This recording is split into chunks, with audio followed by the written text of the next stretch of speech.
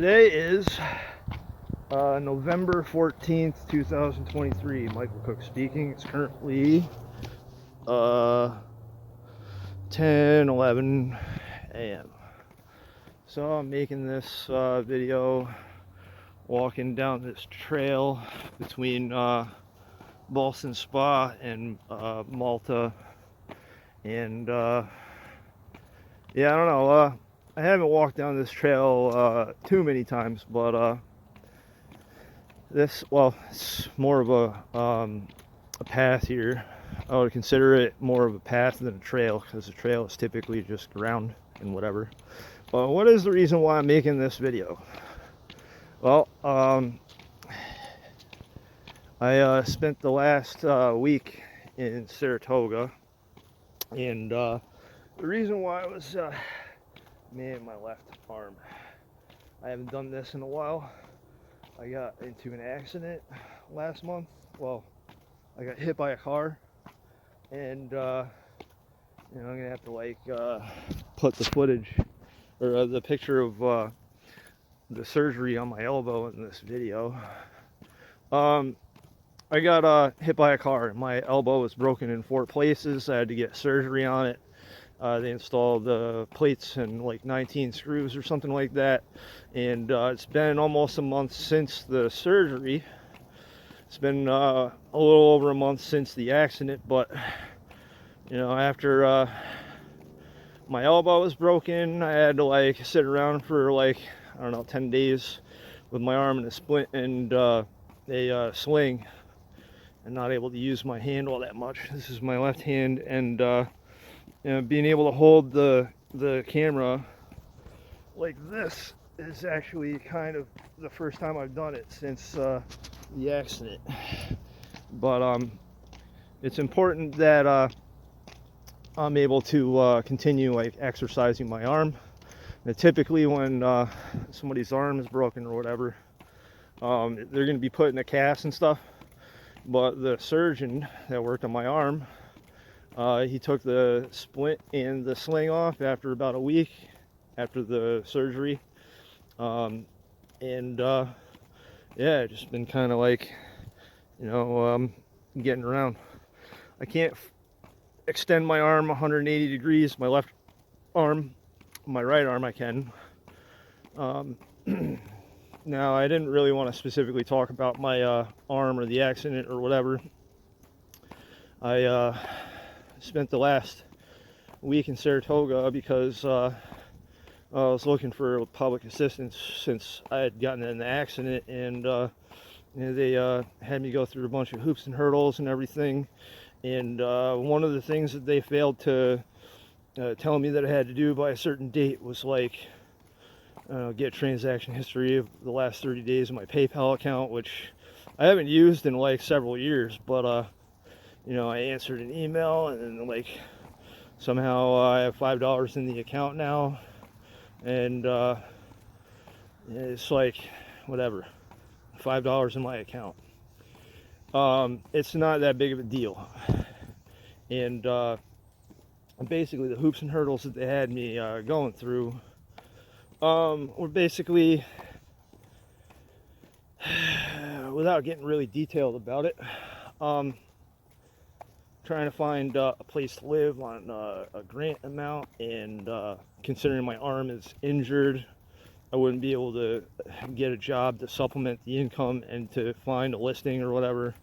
So rather than to refill out the paperwork, because that's what they said that I had to do, I decided to say, you know what, screw that. I'm just going to go back to what I was doing beforehand. Yeah, so I realized that by talking a lot about a lot of these personal details of mine, that it's not going to apply to everybody. But the reason why I make these videos sometimes is to express my train of thought. And I made an audio recording earlier that didn't go so well. I spent the last few years shaping and molding my rhetoric and how I sound and how I come across. This is how I would typically sound if I'm having a conversation with somebody.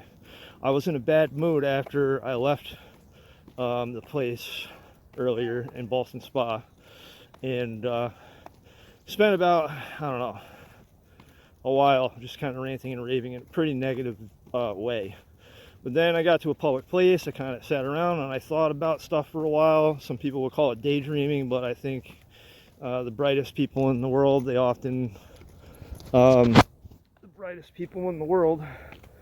will wake up and they will think about stuff rather than to consume content or I don't know. When I say consume content, I don't mean like this particular video that I'm making being content, even though it is. But what I'm talking about is like turning on the TV and watching the news and stuff.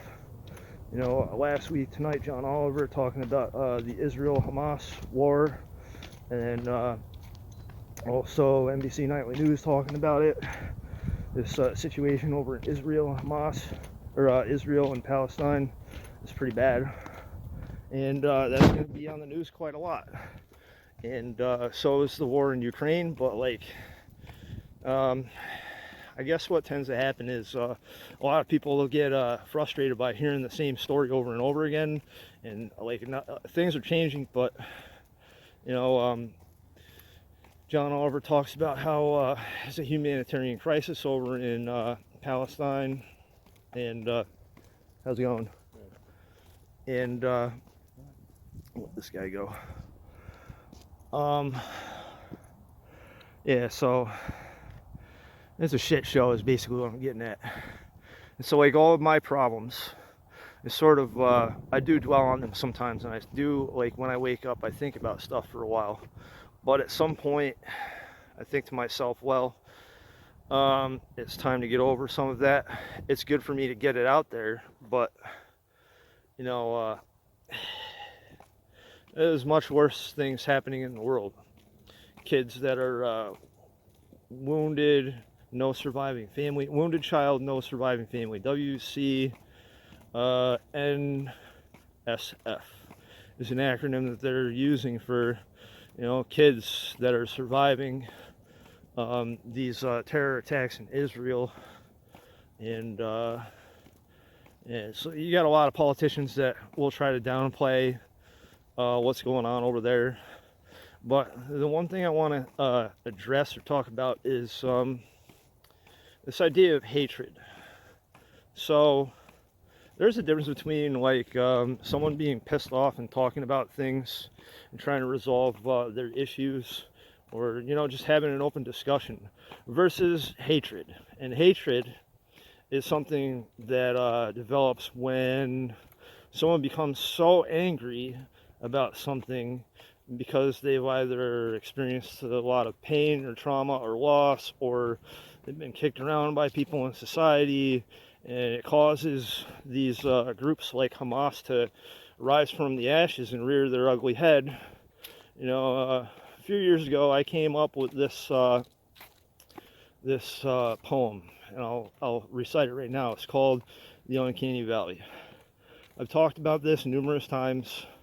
I've repeated it and phrased it numerous times, but I don't think anyone really asks me what is it supposed to, what is it talking about, or what does it mean. So that's what I'm going to talk about right now. The Uncanny Valley. Go on an adventure with me.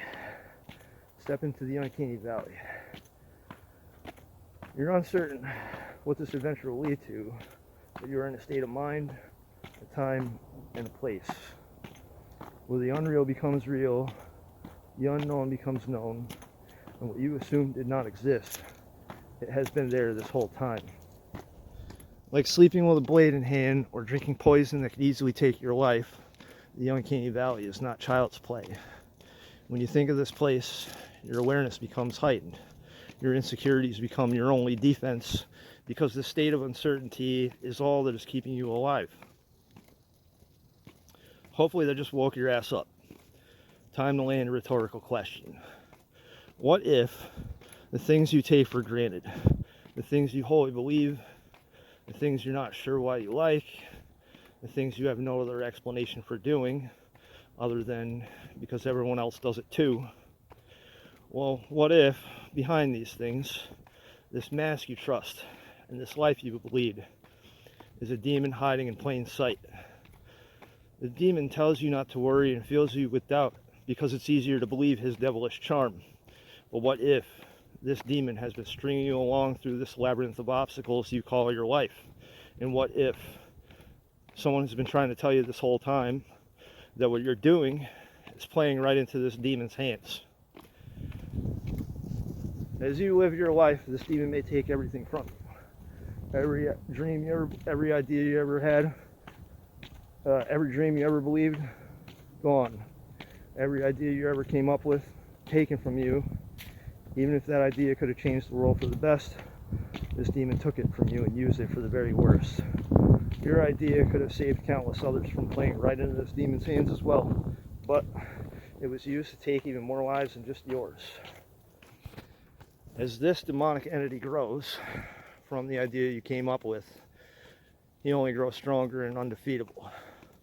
And the ones you loved and cared for barely remember who you used to be because they believe in this monster that not only took your life, but your everlasting legacy in this world. I hope, since you come this far in this story, that you question your surroundings. I hope that you begin to question what seems like an impossible mistake, and that someone is trying to wake you from this terrible nightmare. They're trying to save your life, and not just your life, but your spirit too. Now, the final question that this story asks is, do you feel alone there in the uncanny valley? Because the biggest assumption that you most likely made in this story is that I took this adventure into the uncanny valley with you.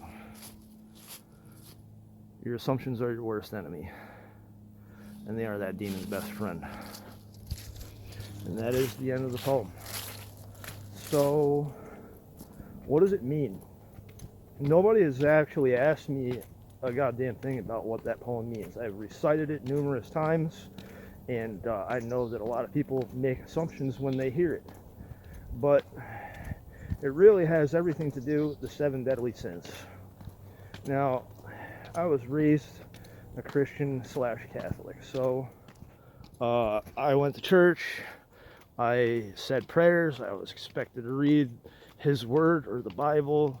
And, after my father was killed when I was a kid, I just sort of lost my faith in religion. But as I got older, I tried to embrace it here and there. But the fact of the matter is that there are a lot of good takeaways from His Word or the Bible.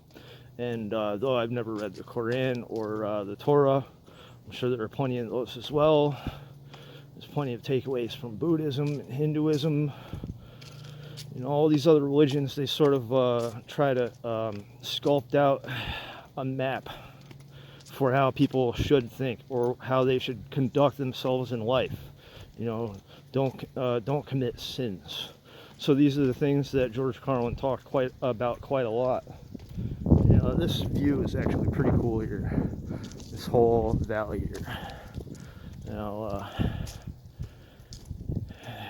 Politicians do this as well. The government does this. The education system does this. They're all layers and components of one another. And no one's going to come right out and tell you, hey, how's it going? It's okay. So, people aren't going to tell you that there's a lot of evil things happening in the world.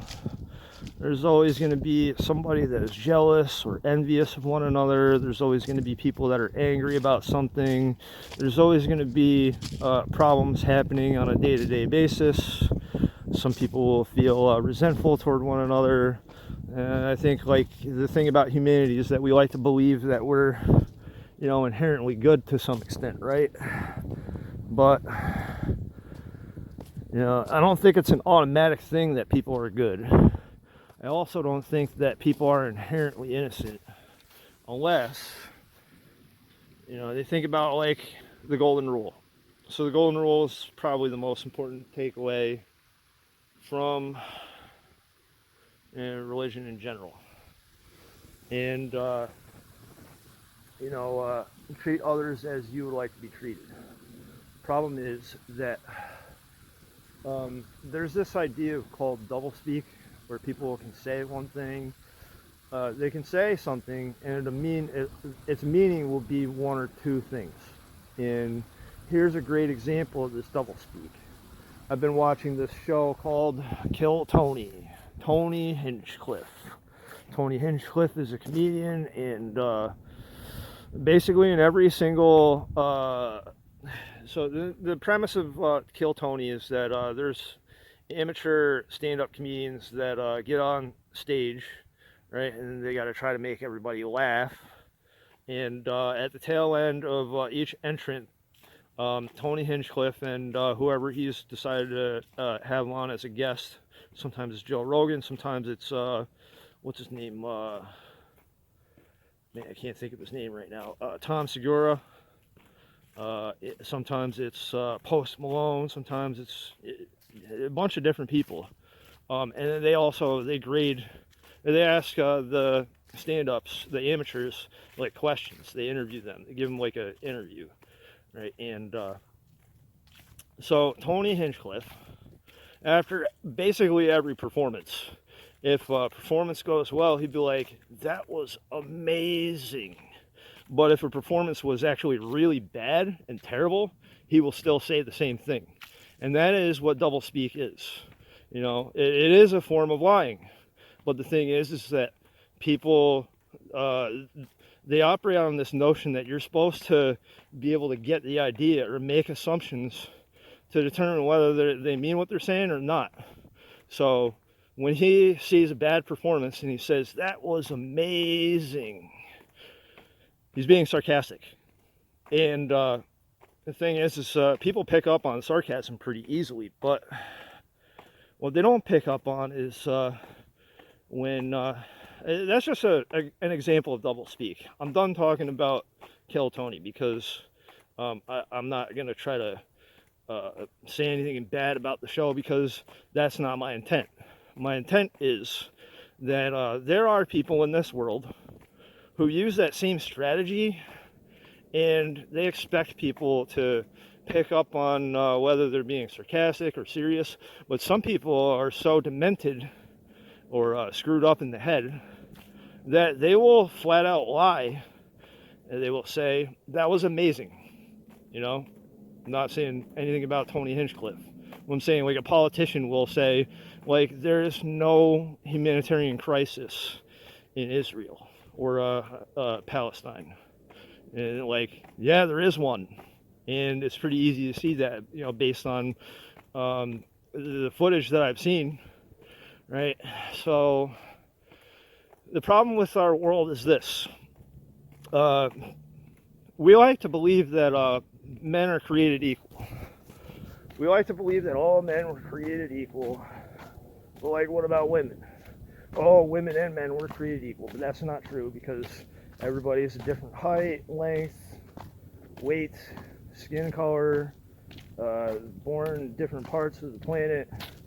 And I think the idea is equality is pretty important. That, like, anybody who is born into a society has equal opportunities compared to someone else. But even that isn't true, because when you have somebody like Queen Elizabeth and Prince Charles, you get the dynasty or the monarchy that have been around for a while. So their family is in control of England, and they're not going to just roll over and allow somebody else to take command of their government. What they will allow is people to run for certain positions and then vote for those positions and have a more of a democracy. Though, like, I'm not going to get into the particulars about the British monarchy. Not all things about the monarchy are bad, but some of them are, and I'm not going to talk about that. But we have the same thing here in the United States, where there is a monarchy or something similar to that that has control over the politicians. And one of the greatest cases I can make of that being a reality is BlackRock and Vanguard and State Street. A lot of people don't know this, but all three credit agencies, Equifax, TransUnion, and the other one I can't remember, they're all owned by BlackRock. So BlackRock owns all of the credit card companies. You know, every time you get a credit score, it's going through BlackRock. Well, at least it's subsidiaries and stuff, right? And so things like BlackRock are what the Uncanny Valley is all about, or artificial intelligence. Artificial intelligence like ChatGPT and everything. There's gonna be a lot of problems, and the problems are rearing their ugly heads right now. And the importance of the significance of the poem that I read is to talk about how, like, sometimes people will flat out lie to one another. Politicians do this quite a lot. Politicians will take lobbying money from companies like BlackRock, and they won't say nothing about it, but basically all the votes that they submit are performing the bidding of someone that paid them to make those votes. That does happen. And if you talk about that to the average everyday citizen, it's going to sound really bizarre to them unless you give a little bit of backstory and you talk about stuff. So I mean specifically is there are some things in life that are more important than money or fame or recognition or resources. And what is it that's more important than all of those things? Oh, treating each other as you would like to be treated. Oh, a lot of people don't do that. A lot of people treat other people like they're subjects, or like they're the ant queen and they get to tell all of the ants what to do, and you better do it because they're the ones in control. Yeah, so the human race acts a lot like a bunch of insects is what I'm getting at, to some extent. But you know, what causes that to be the case? Well, the idea of principle over personality, or personality over principle. Fact of the matter is that if you try to compare someone who was born or had this heritage or bloodline where their father was a king and their grandfather was a king and their great grandfather was a king, or like, you know, try to make comparisons between like royalty in Britain or other monarchistic countries to wealthy people in America. They're virtually identical. What I mean is this: wealth and royalty are the same fucking thing. You know, some people will argue with that, but here are my arguments and why I believe that's the case. Someone that has a lot of resources, capital, or money, they're given priority treatment in our society. And people that don't have money or resources or whatever, they're treated like, you know, they go on stage on Kill Tony, and they say they do their bit, and they say, wow, that was amazing, but they're being sarcastic. So like, that's what I mean. It's if you're born into this world, and like in my case, if your father's brutally murdered, and you know, your mother emotionally abandons you when you're like 10 years old afterward, basically a lot of people don't realize this, but my mother and I have had a very sordid relationship over the years. Yeah, she's my mother. I do love my mother, but one of the things that I don't like about religion is that it's like, respect thy mother and thy father. But George Carlin brings up a point. I believe respect is earned, and a lot of parents, they're bad parents. And so the thing is, if I throw stones, I have to expect that someone's going to try to throw stones at me. So that is why I make some of these audio recordings and videos. It's because, you know, if I don't express like the things that I'm thinking about or what some of my research has led to, and people are just going to make assumptions. And what will happen is like so I spoke about this concept of how a lot of people, if they experience any problems or whatever, they'll call the police, and the police will run to the situation, and like there will be another side of the story, but the police like typically operate on the person that called in like an incident or whatever, and like they're already at a place ready to arrest someone before they're even told, no, the person that called the police, they performed a criminal activity, and here's some evidence of that. In some cases, you could tell police this. You have like a video of the person that called the police, like doing something illegal or bad, but the police will ignore that. I don't know why they do it. It varies on a case-by-case basis, but I've noticed that they do this. That sometimes if someone has something that supports their side of the story, the police will actually arrest that person, or they'll ignore the evidence, or they'll treat someone that didn't do anything wrong as the bad guy. And what does this all have to do with what I'm talking about?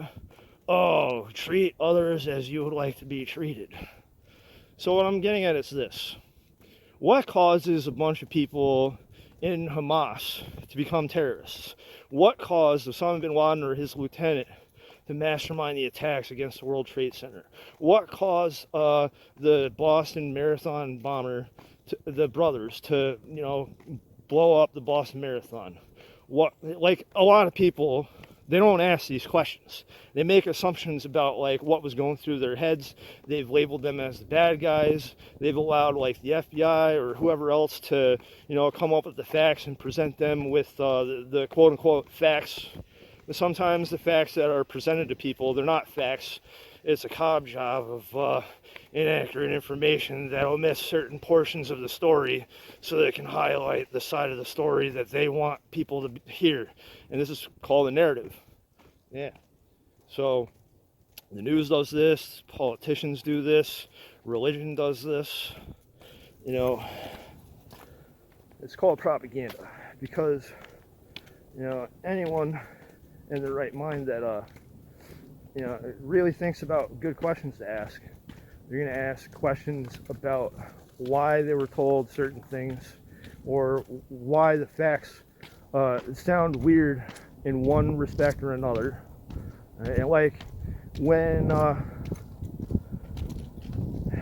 people go around saying that like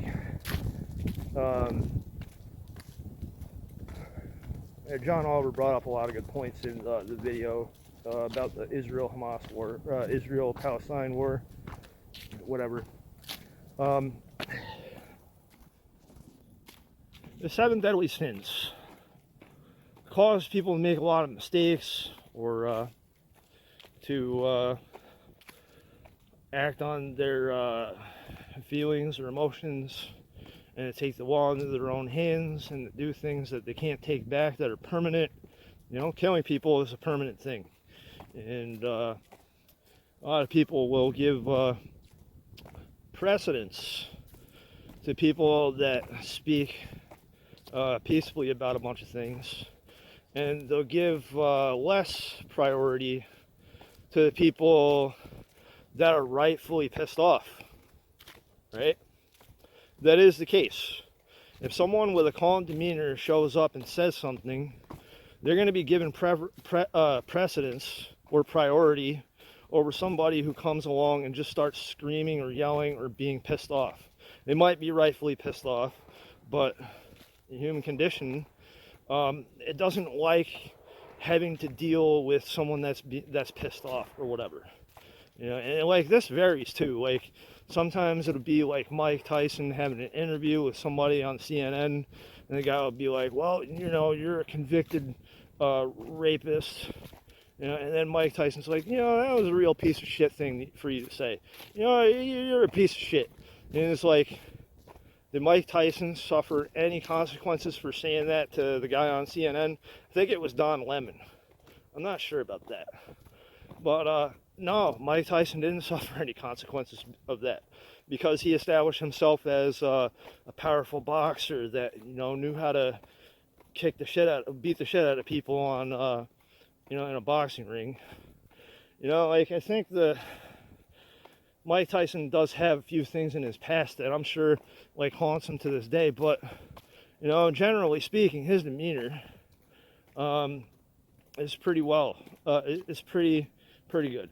So like I think the concept that I'm alluding to is this: not everybody's Mike Tyson, not everybody's John Oliver, not everybody's Tony Hinchcliffe, not everybody is Lester Holt, not everybody is what the hell,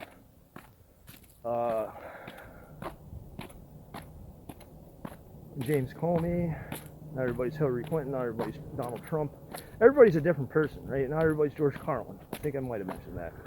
But everybody is their own person. The problem is there's a lot of people out there that don't know who the hell each other is. There's 8 billion people on the planet. And the only way that you can really get to know somebody is by having a conversation with them, at least one. And if you've never had a conversation with somebody before, then you're gonna operate like the police do, where if someone calls the police and says something, and the police have to show up and then take action. And then if there's another side of the story and they're not offered an opportunity to speak for themselves or invoke their First Amendment constitutional rights to express themselves, what happens is people develop hatred. And hatred leads to things like terrorism or hate crimes, or just like there's this guy Ahmaud Arbery, black guy that got killed. I think it was after George Floyd was killed by Derek Chauvin, who was a police officer. And Ahmaud Arbery, I think that's his name, was killed by a guy and his son and some other guy, and they were all convicted of murdering that guy.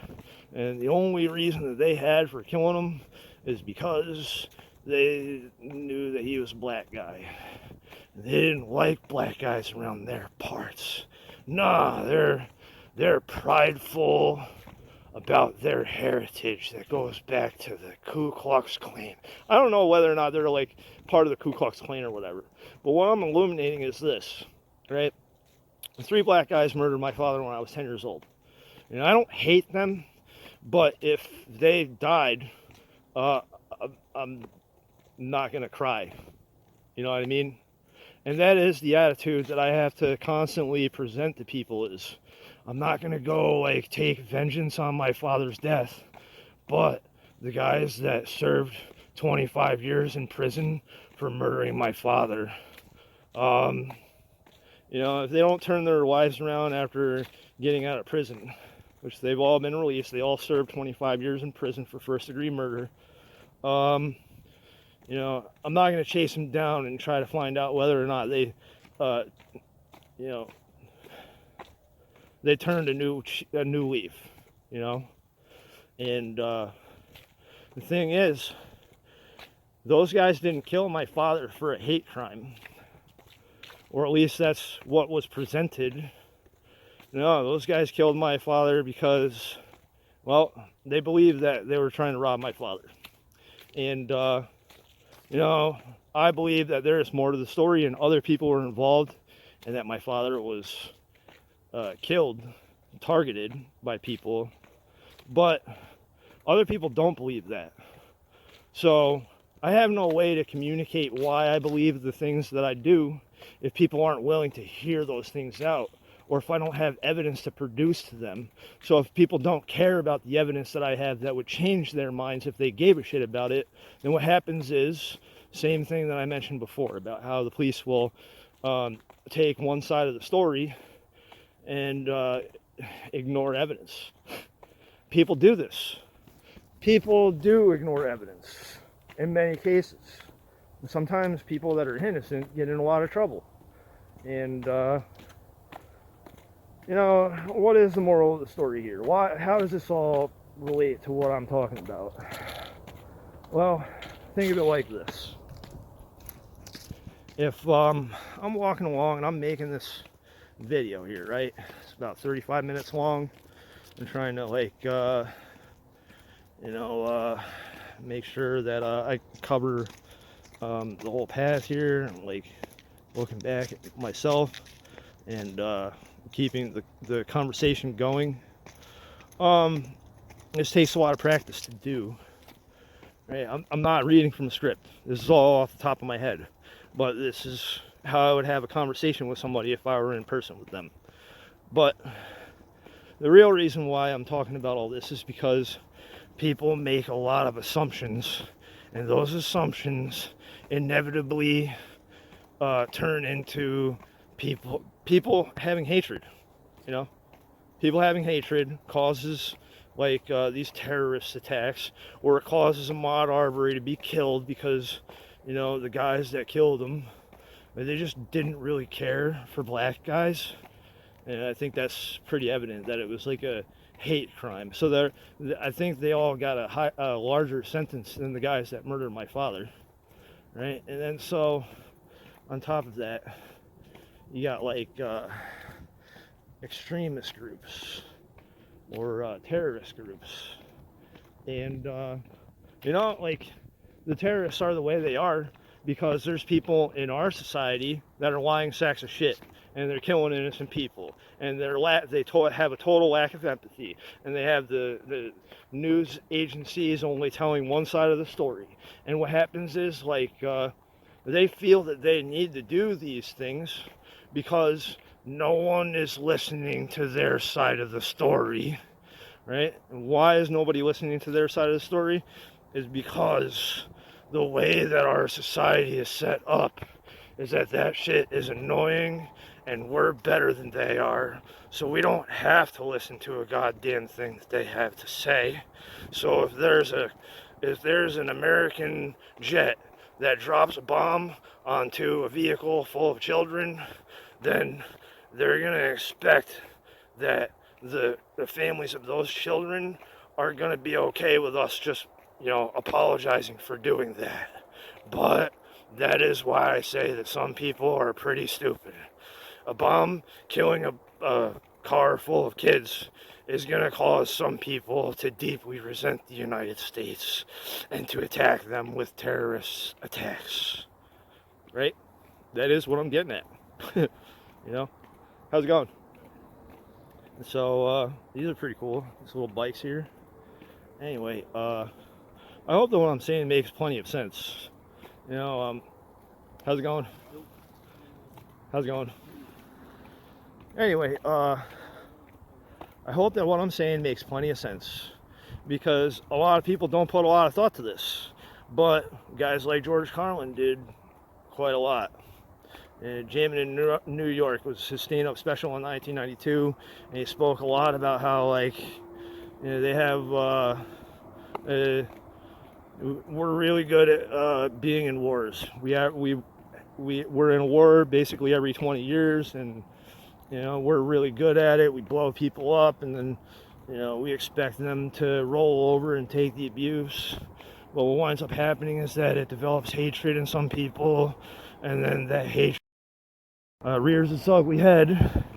And you know, like, a lot of people think that the World Trade Center attack on September 11th, 2001 was totally uncalled for. Well, I do think that it was a rather extreme thing for Osama bin Laden and Al-Qaeda and company to do, but I can empathize with somebody that has been kicked around by, you know, like a monarchist dictator that just goes around gobbling up resources and, like, not offering an opportunity for, like, other people to get what they deserve. And that is what causes hatred as well. Some people will have things that are taken from them. They may have, like, worked their entire life for it, or their family and generations of people have worked really long and hard to, like, attain whatever resources or capital they have, and then someone comes along and then just takes it somehow, and you know, a lot of peaceful people will just roll over and take the abuse. But people that have a lot of ambition, they're going to retaliate. And it's not unlike the military retaliating, right? Someone comes and kills. If someone comes and destroys the World Trade Center, our military is going to go berserk and they're going to attack somebody. But, you know, what's the best thing that somebody could do if they're a lying sack of shit that wants to deceive a whole bunch of people? Well, they can conspire to blow up those buildings in addition to, you know, setting up the resources in the plan to commit an atrocious terrorist attack, like what happened on 9/11. You know, like that is the height of hubris in humanity, and the flaw at the very heart of what causes us to be who and what we are is like thinking that we can do stuff and there won't be any consequences for it. Because let me tell you, some people, they're immune to, like, you know, the idea of being killed for dying for a cause that they believed in.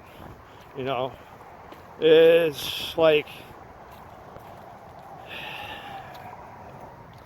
that's what I'm getting at, and this is why I talked about the uncanny valley. You know, what I have talked about in this particular video applies to more than just like assumptions. It applies to, like, if I want to like understand how and why people do something, it requires a bit of empathy, but the empathy needs to be provided for allies as well as enemies. So like I've seen a number of videos about how like Vladimir Putin was trying to be a nice guy and shaking people's hands, but like politicians would like fail to give him a handshake, or they would just kind of like give him a cold shoulder and stuff. And like what happens in that scenario is you know, I don't particularly condone what Vladimir Putin has done over in Russia with Ukraine and everything, but I can understand why he would feel compelled to do a number of the things that he's done. Just because I don't condone it and that I understand it doesn't mean that I agree with it. And that is what causes people to, you know, have a war, have conflict, you know. You know, trying to explain all of this is probably going to be enlightening for some people, but for others, it's just going to be like babbledy fucking gook, and people aren't going to give a shit. People are going to wake up the next day, they're going to roll their eyes and be like, wow, that Michael Cook dude said a bunch of stuff that, you know, I don't really give a shit about. I'm aware that there's plenty of people on this planet that think that way. And that's why I say quite a lot that some people are just fucking stupid. Because I think I said a lot of things that make plenty of sense in this, right? I think I said a lot of things that make plenty of sense. I'm not saying everybody's stupid, but, you know, George Carlin talked about it quite a lot. A lot of other comedians have talked about it quite a lot. And, you know, the people that, like, bear the greatest burden,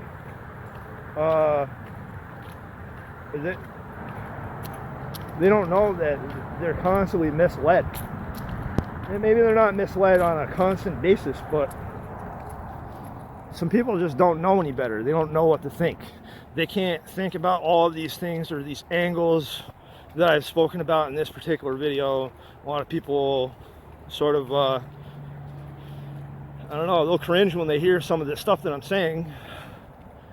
But, you know, part of like life is that people got to do things that they don't want to do.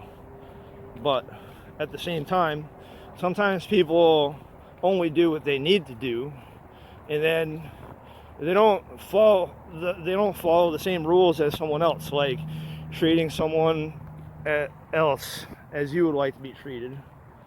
And And then they do this where they'll treat someone totally unfavorably, but then they'll say something about what they'll say will contradict what they did to some extent with this double-speak manner. Politicians do this a lot. Businessmen do this a lot. Doctors and a lot of other fields of expertise, lawyers, judges, police officers, a lot of them do this shit too. But the thing is you can't go around having a policy of saying that all people deserve the same amount of treatment. You know, if one person does something, it causes someone else to generalize all the people that are like them and to think that they're all assholes. Well, it's hatred. It's plain and simple, it's hatred, but I don't know.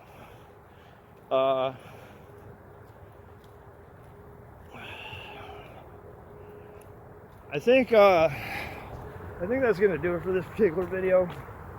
So I know I talked about a lot of concepts in this particular video relating to my state of mind, where I am, where I came from, where I'm going, what I'm gonna do next, things that were on my mind, things that smart people do every day or every morning. I actually kind of want to close on that particular subject. You know, a lot of smart people, they wake up first thing in the morning and they spend a little bit of time thinking about stuff, not unlike when they were dreaming. When people dream, people's dreams, there's a lot of people that don't remember their dreams, but I remember mine. And, well, a lot of them I do. And, you know, I had a dream about my children's mother, and she was like on a plane getting married to some other dude, and this other dude was like, you know, a lot older than her. And I was thinking to myself, wow, you know, like, I gotta get on the plane and stop this from happening. And then I woke up and I was like, wow, why the hell did I feel like that in my dream?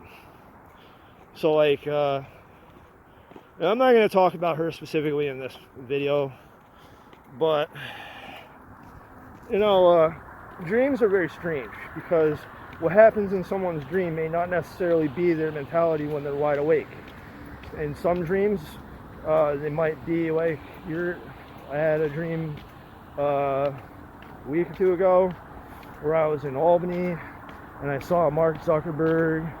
He was like talking to me about something. He gave me this disapproving look as I passed him, and then I just went down Washington Ave or State Street or whatever, and then I was like, that's Mark for you. And then yeah, would that happen in real life? I don't know. I don't think so. I've never met him. I'm not going to talk anymore about him specifically, or my children's mother. But what I am going to say is that our dreams, I believe that they are sometimes representative of, you know, foreshadowing the things in the future. I believe that this idea of the universe, where time is one directional, or it moves in one direction, I think that's just our perception. I think time moves in both directions, but we only perceive it in one direction. Right? And one case that I can make about this is black holes. Black holes are so immensely powerful that they suck light. Well, maybe that's the wrong word to use, but you get like gravitational lensing around black holes in space. You can see that with the what the hell is it, James Webb Space Telescope, but you could also see some of that with the Hubble Space Telescope. And you know, what happens there is that the black hole, the gravity is so high, you know, it's basically an infinite amount of gravity that can't be measured. But I think there might be a way to do it, given the amount of area. Though I'm not a physicist or anything like that. But you know, Stephen Hawking put a lot of thought to that. And how does this relate to what I was talking about? Well, if there's a point in the universe that exists at the very tail end of the universe, and that means that there is a place in space where time has elapsed to all extents. And then there are places all throughout the rest of the universe where time is still basically brand new. So space, time, and gravity, and energy, they all sort of interact with one another. And though that doesn't have a hell of a lot to do with what I've been talking about, what I was attempting to connect on is how, like, there is a possibility that we have the ability to perceive things that occur in the future. And there is the possibility that our future has already happened and that we're just living in the past. Or another perspective or idea is that, you know, I think that I'm a person, but I might just exist. I might be a part of someone else's dream. I might not even be a real person. I might be a figment of someone else's imagination or their dreams. So I don't know if that's true or not. I don't think I have enough data or anything to be able to adamantly conclude that. And I know that there's plenty of people out there that'll hear shit like that and they'll be like, wow, dude, wow, dude, you need to go see a psychiatrist or something, because that is absolutely insanity. And you know what? Those are the types of people that I think are fucking stupid. You know, I think that there is a lot to say about coming up with ideas, waking up first thing in the morning and thinking about, you know, things that aren't on the TV. You know, like the type of person that's gonna like call someone like delusional or whatever, they're not gonna have the mentality or the intelligence to be able to rationalize these things. What they're gonna do is the first thing they do when they wake up, they're gonna grab the TV remote, they're gonna hit the power button, they're gonna watch the news, and then they're gonna head to work. And then when they get to work, they're not gonna think about a goddamn thing about all these creative things that I put into this video or audio, and they're just gonna continue being like a zombie, working until the end of the day. And then they get out, and then they're gonna consume alcohol or drugs, or maybe they won't. Maybe, you know, they're sober. You know, like, everybody is very different from one another, right? And the thing is when people don't have time to think about these ideas at length, they're gonna think that's very strange or deranged. They're gonna think you're very different from everybody else. They're gonna think that that's, you know, you need to wake the hell up, Michael Cook, and think more like everybody else. Yeah, and I think that's what causes a lot of problems in our society and our, you know, current state of affairs. I don't think everybody does this. I'm not going to generalize everybody as doing that, but I know for a fact that some people have a lot of problems with the things that I said in this particular video or whatever. Right? I'm not censoring anything that I'm saying. I'm not gonna go back and bleep all the curse words. I don't do that. I know a lot of people do that, and the reason why people do that is because rich people established levels of control with the FCC. You know, George Carlin talks about it. You know, the FCC decided all on its own that radio and television were not we're not granted the provisions of the First Amendment of the Constitution. I like to say that again because it sounds vaguely important. You know, that's in his 1988 special. So, our society has a lot of people in it that have been, you know, raised in the Matrix. They're floating around in the Matrix. You know, I'm using a metaphor, but this is sort of like scattered all throughout the Bible, and I would imagine it's probably bits and pieces of it are in the other religious texts that I specified earlier and in other religions. And you know, what made The Matrix such a really cool movie is that someone's offered a choice between the red pill and the blue pill. And so how does that apply to the current state of affairs now? I'm going on 55 minutes here, sort of talking about all this stuff and going on a really long walk. None of this is scripted. It's all coming off the top of my head. I practice this a lot. I'm probably impressing the hell out of plenty of people by saying all this and doing all this. But, you know, like, some people, they just want to stay asleep. And other people, they want other people to wake the hell up. And there's this back and forth going on. There's a bunch of innocent people that wind up getting killed. There's a bunch of things that go to waste. There's a bunch of people that lose things. And there's a bunch of people that they're just in a pit of despair where these things just happen continuously and over again. And I think that the most miserable people out there are the ones that have the most critique for other people. You know, when I say that some people are fucking stupid, I'm not trying to say that, like, I'm a miserable fuck for, like, because of other people being idiots.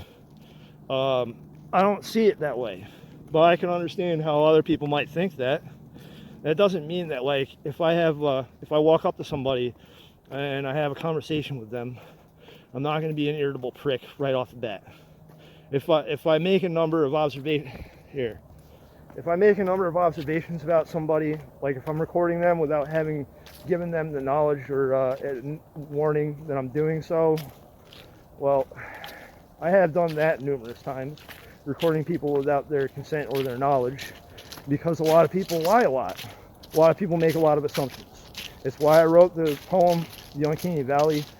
People lie a lot, they steal a lot, they take resources, they take things that don't belong to them, they will take them from people that work their asses off to get them, and like, and you got a bunch of people that are constantly deceiving one another.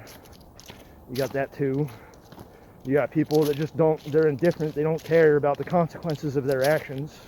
And then you got people that will do all of these things in conjunction, and then they'll think that they're better than you because they came from the monarchy, or they came from whatever.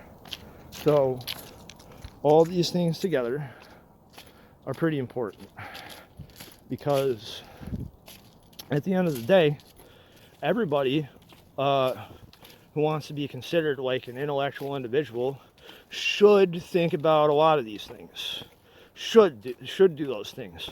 However, if I say that people should do things, I'm going to sound like the education system, I'm going to sound like the government, I'm going to sound like religion, I'm going to sound like all these portions of society that propagandize people. And everybody's got to make their own decision. You know, how's it going? Everybody's got to come to their own conclusions and their own opinions about stuff. But the thing is there's a lot of disinformation out there in this world. Artificial intelligence is only going to be accelerating that to some extent. You know, my mother used to tell me this thing that was wrong quite a lot. She used to say, if something can go wrong, then something will go wrong. Well, there is some truth to that. She used to say that's Moore's Law, but I don't think that's Moore's Law. I think it's something else. You know, just there's a probability attached to that. And my mother is not a person of probabilities. A lot of people that I've met in my life, they're not people of probabilities. They're people of, like, generalized assumptions. It's why I wrote the poem. People make a lot of generalized assumptions about stuff, and, like, I don't know, it comes down to, like, personality over principle. People, places, and things. Talked about that quite a lot in the past. But, you know, in the beginning, in the end of this argument that I'm making, why do innocent people experience such pain and suffering? Well, it's because there's a lot of stupid people on planet Earth. You know, it's Occam's razor. It's the shortest way to explain it. And, you know, the thing is if I go around saying that all the time, people are going to think I'm just an asshole and that I don't have anything insightful or positive to say about society, because I don't think that everybody is, like, an idiot. But I know that there are a lot of malicious cocksuckers out there on the planet, out there in the world. They're indifferent to other people's problems, and then like, they have their own problems, and their problems affect other people and allows them to have problems, and the problems get shuffled around. But very rarely will someone have the due diligence to say, you know what, I'm not going to make a problem for someone else. I'm going to go ahead and resolve this person's problems. And you see a lot of people on YouTube sort of capitalizing on this. Like Mr. Beast, who's got like 200 million plus subscribers on YouTube, went and built like 100 water wells in Africa or something. Giving water for millions of people in Africa. Well, that's good, but there are probably better ways to help people. Although that is a pretty good way to do that. It's probably going to get a lot of ratings and stuff. A lot of people are going to see that. I don't particularly enjoy a lot of his content because I think that he knows what it is that people are interested in wanting to see, and in many cases he is tapping into that. And that is also another component to the 7 deadly sins and the uncanny valley. Like, I don't want to discredit him or anybody else that goes around spreading goodwill, because that's not my intent.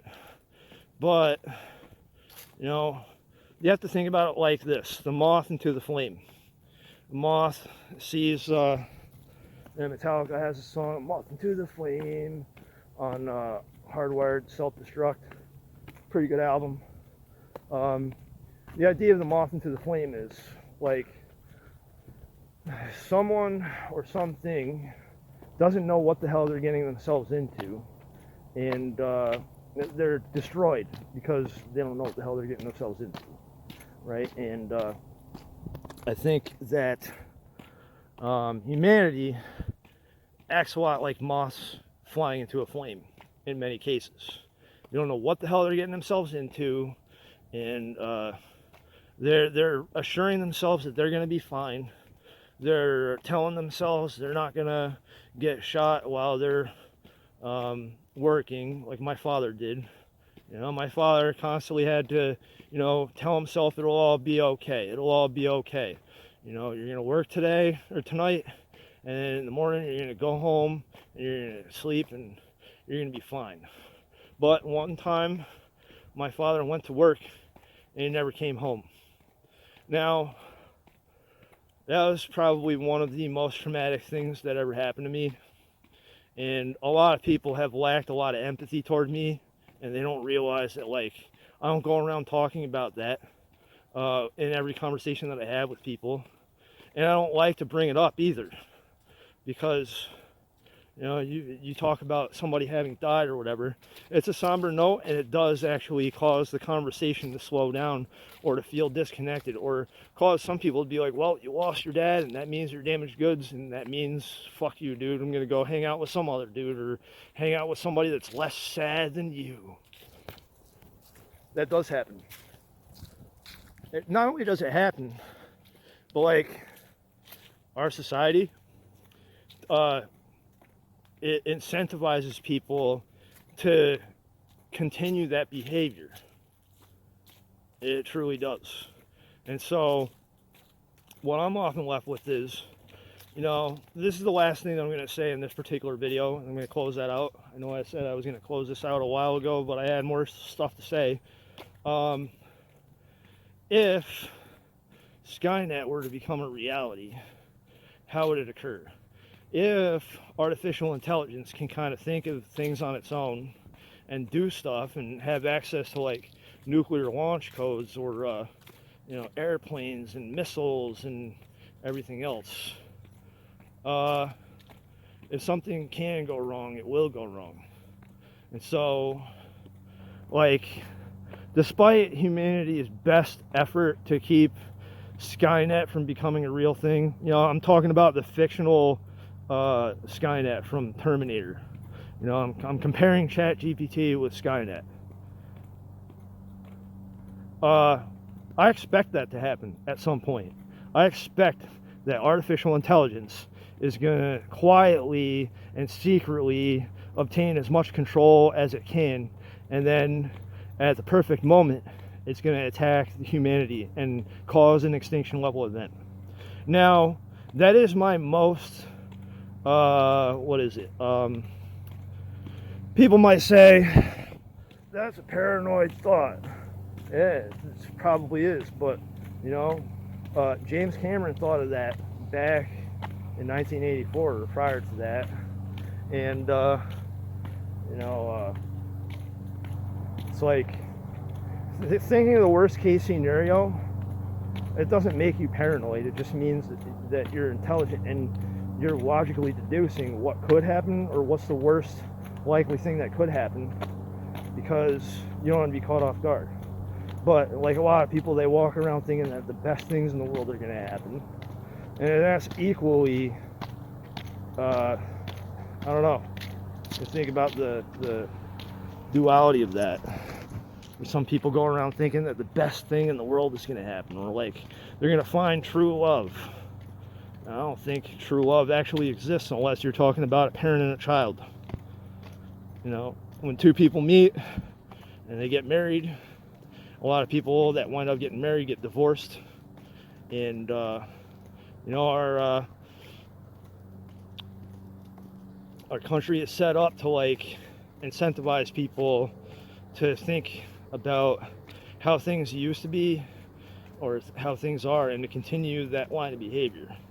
So you get this analogy to how the Matrix incentivizes people to either stay asleep and don't question what's going on around you, because you're part of a machine, and that machine has calculated everything that you're going to wind up doing, and you're going to have a really nice life in this machine. Who cares? Like, do you really honestly care if you've got everything going right in your life? Do you honestly care if you're part of a machine? No. And that's a problem with humanity, because at what point will anyone like that ever think, you know what, I would like to wake up, I would like to know for sure if I actually earned all this stuff or if it was just a fairy tale? Yes, because a lot of people want to stay asleep. You know, think about it like this. If you have a nightmare and you wake up and you're like, oh my God, I had a nightmare. Thank God it was just a nightmare. But then you're asleep, and then you have a dream where you accumulate a lot of riches or you accumulate a lot of things.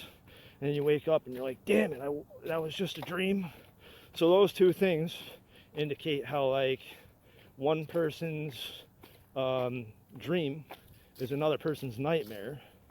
And this happens on a constant basis. People are constantly like shuffled around like electrons or ones and zeros in a switch. Though a lot of people don't see it like that, because it requires a lot of understanding about nature and psychology in general. And you know, something can go wrong, something will go wrong. Someone's going to say, well, if you think that, then it's going to happen. Yeah. A lot of people think dumb shit like that. It's fallacious logic. Doesn't make any sense.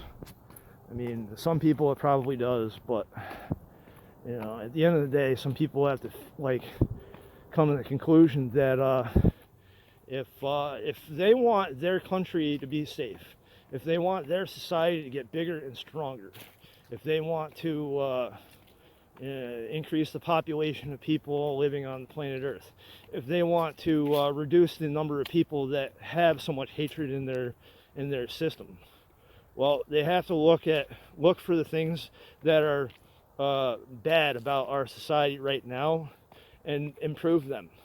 And that requires sacrifice in a lot of cases. And a lot of people are not willing to make sacrifices for someone else. But when push comes to shove, sometimes people don't have that the opportunity to make that decision or choice. And the choice is made for them. And they become victimized by one thing or another. And then the cycle begins with them. And then they develop hatred, and then they want to, you know, take things out on other people. And, you know, it's a bunch of tragedies chained together. And, you know, I don't imagine that How's it going? Good, how are you? Good. You know, I don't imagine that everything that I said in this video is gonna seem like coherent to a lot of people, but you know, there is something to say about like how much time I spend thinking about all this stuff and how other people could be thinking about all this stuff too, and how a lot of people could just hit turn the TV off for a while, go outside, and just be in the forest for a bit, and just think about things that you want to think about. You know, develop how to think critically, like I have. A lot of people think that they think critically, but they're wrong. And some people will try to say I haven't done any critical thinking in this particular video, but they're wrong. All these things have taken me a long time to piece together. And the reason why I'm able to carry on with all this conversation isn't because, like, you know, I have some magic gift of being able to talk about all these things at length. It took a lot of work for me to be able to express my train of thought. I think about all this stuff like this on a constant basis. I'm just allowing somebody to be able to entertain some of the things that I think about for this 1 hour and 11-minute video so far, right? And I'm showing that I have the ability to multitask. I know how to like move the camera around. I know how to like walk down a path. I can say hello to people that I'm walking by. I can memorize a poem that I wrote. I can talk about the things that I've seen in videos the last few nights or weeks or months, you know, and I can throw it all together into a single cohesive package, right? I can do all these things. Now, some people, they're gonna think, well, if you can do all these things, then why don't you do more with your life? I am doing more with my life by making this video. It's better for me to do this than it is for me to think about the number of things that have happened to me that are stupid, and to think of the things that piss me off a lot, you know, because that's gonna affect someone else that would seek to benefit from some of my insight into their issues or other people's issues, rather than to be invested in my own problems. I'm aware of that, but I still have to take the time to talk about my problems and express them, and you know, get them out. It's gonna make a positive impact on somebody's life if you know, I can manage to record all the things that I did in this audio video, as well as the audio recordings that I record, and then you know, do something different with it. You know, make a video when my phone is fully charged and walk down this whole path. You know, I don't know how far I've walked, but I would imagine that you know, in the last hour and 13 minutes, you know, probably 3 or 4 miles, right? So that's important, being able to piece all these things together, and also, you know, to remain focused. If I talk about the fluff words, I am slightly distracted, but I talked about a number of things that had to deal with people's psychology, state of affairs, whether they're local or foreign, like foreign policy or domestic policy. I talked about politicians, religion, education system. You know, I do want to add one more thing, right? I talked about propaganda. Propaganda is very dangerous because people, what's so dangerous about propaganda is that a lot of people don't question it. And that's why I was talking about how, like, if someone calls the police and they say one side of the story, but there's another side of the story, and the police don't consider it, well, they wind up, like, being propagandized and not really caring. And then the system enforces, like, the one side of the story that was wrong, and that causes hatred to surface.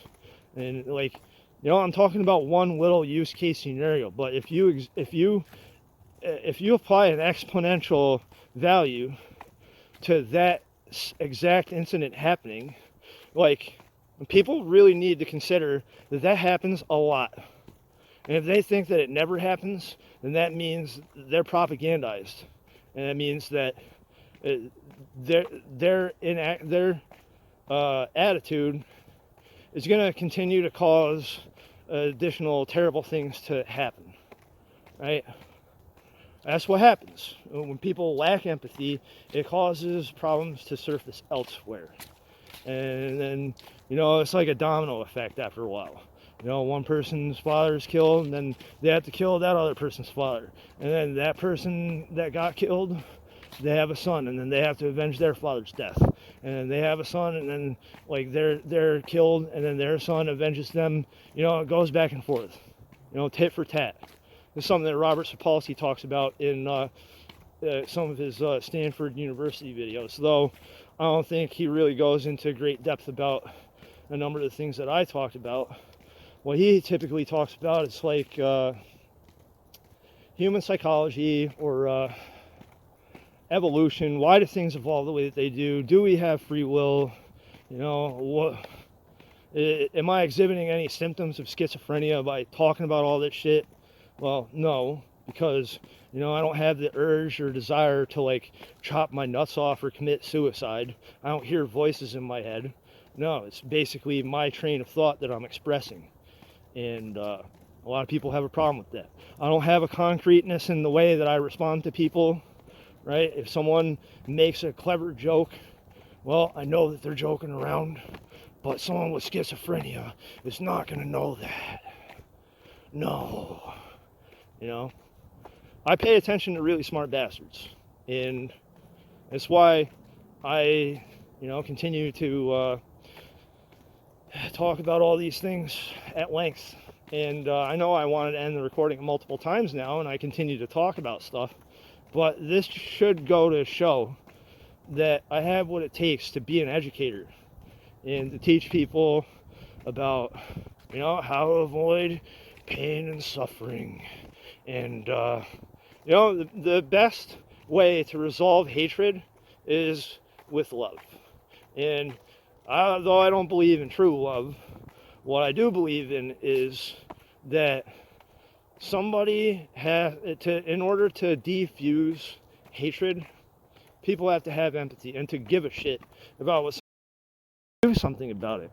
Not just to sit there and roll their eyes and be like, you're being dramatic, and then slam the door in somebody's face. No.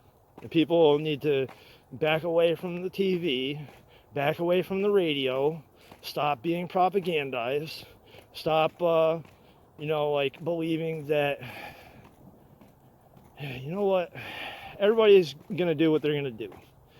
The thing is, if you continue to appeal to some people, well past the point where they've invited you to leave, then eventually other people are going to catch on, and they're going to be interested, and they're going to wonder why the things are the way that they are, and whatever the case may be, someone somewhere is going to feel empathetic towards someone that has endured a lot of hardship or pain, right? And then what winds up happening then is, in the event where it's a man and a woman, male and a female, and they may very likely reproduce, and it causes all that pain and suffering to turn into a new organism. And that is what the evolution of human psychology and sexual reproduction is all about. That's it. Anyway, I don't think that that there's a single solution to all problems, because that's pretty ridiculous to think. You can't use the same tool on every problem.